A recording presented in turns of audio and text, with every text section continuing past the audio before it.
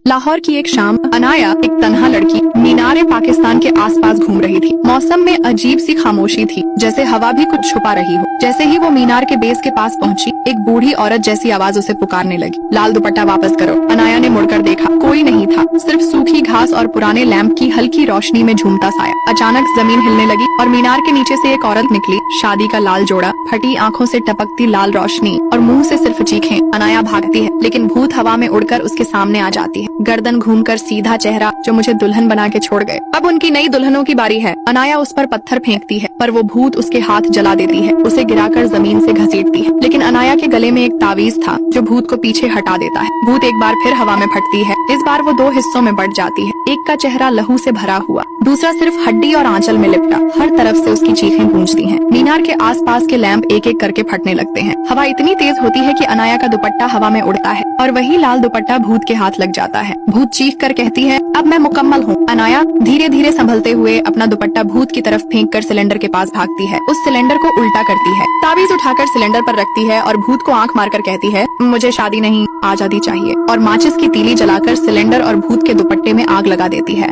जोर का धमाका होता है, लाल रोशनी मीनार के ऊपर तक उठ जाती है। भूत चीखती है, उसकी आवाज शीश महल तक सुनाई देती है। अनाया उड़ती है, लेकिन जिंदा बच जाती है। मुंह, हाथ और कमर जल चुके होते हैं, लेकिन उसकी आंखों में डर नहीं, सिर्फ जीत की चमक होती है। अगली सुबह लोगों ने उसे मीनार के लॉन में पाया। उसके हाथों पर जले हुए निशान थे और जुबान पर सिर्फ एक लफ्ज, वो अब भी यहीं है।